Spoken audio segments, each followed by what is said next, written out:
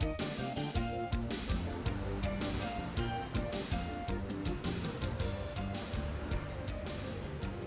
today we visited two galleries in Shanghai. Actually, it's two branches of the same gallery called Contrasts. And the first branch we visited focused on fine art, whereas the second branch focused on design. The fine art space, we saw the work of Wang Qianzi. When we walked into Contrasts, I knew it was a fine art gallery, but I wasn't expecting to see a mountain of coal there. It's 50 tons of coal that were trucked in to the gallery in 16 military trucks in September 2008. And what I love about it is that it replicates a scene, a particular mountain in Hangzhou, outside of Shanghai, which has actually been the subject of traditional Chinese painting and calligraphy scroll artwork probably for thousands of years, but he's obviously reinterpreted that by using coal and an unusual choice of materials.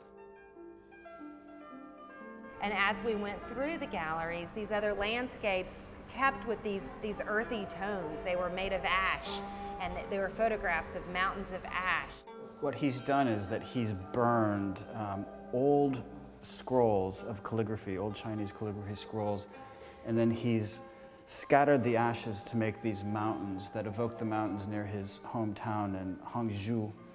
And you can see bits of the parchment, and these are actually characters from stone rubbings that he's also burned.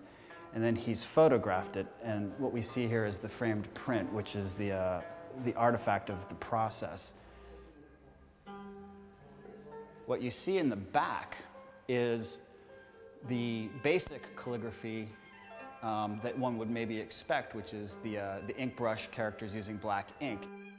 But what he's done is overlaid that initial layer with rice paper and has then burned the individual characters over that, and has overlaid one surface over the other to create this sense of depth and perspective. The rear layer is reflecting the past, the deep tradition that we're talking about, whereas the top layer over it shows the very contemporary and novel departure from that tradition in terms of the choice of execution and the choice of materials.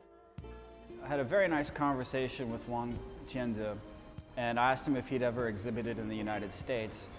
And he said he actually has a drawing that's going to be shown at the Metropolitan Museum of Art in New York, that he's shown up and down the East Coast, but he's never shown in California, never shown on the West Coast.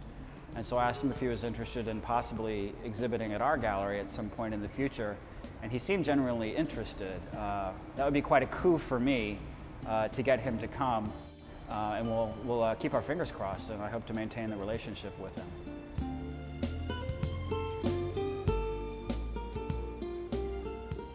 When we came over to the design gallery, we saw a show of works by various artists from around the world, including Holland and Britain, as well as China.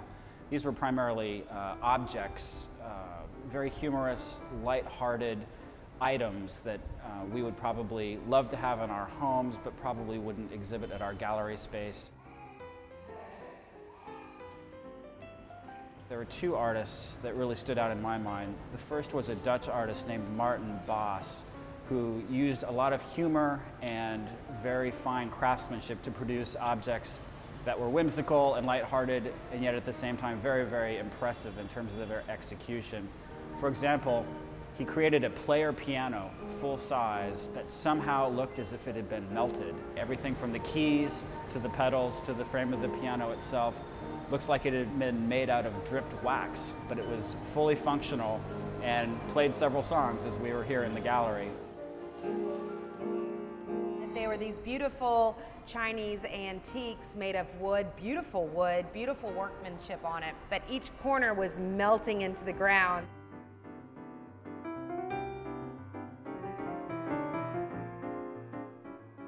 He recreated the cheapest form of furniture that you could possibly imagine. These are the plastic lawn chairs that you would find at a Walmart or a department store back in the States, but he recreated the exact size, the exact shape, and the exact look and feel, handmade out of Chinese elm.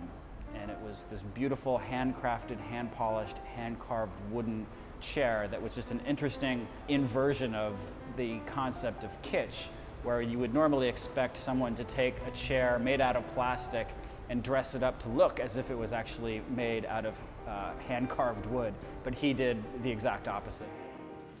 There's also this incredibly detailed, incredibly well-crafted porcelain pieces by a Chinese artist named Peter Ting. And these included teacups and tea saucer sets that were made out of pure white porcelain, but carved with literally, I would say, several dozen hands held out in the shape of the Buddha sign, ringing around the saucer. I felt exhilarated and energized, as I usually do when I am confronted with work of such high quality, but at the same time, I'll be honest, I always feel slightly depressed because I just don't have as much contact with artists and artwork of this caliber in my own business and in my own life back in San Francisco, and so I always have a little bit of a feeling of if only I could actually exhibit work of this caliber, but maybe one day I will. And so it's always good to expand my sense of the quality that's out there.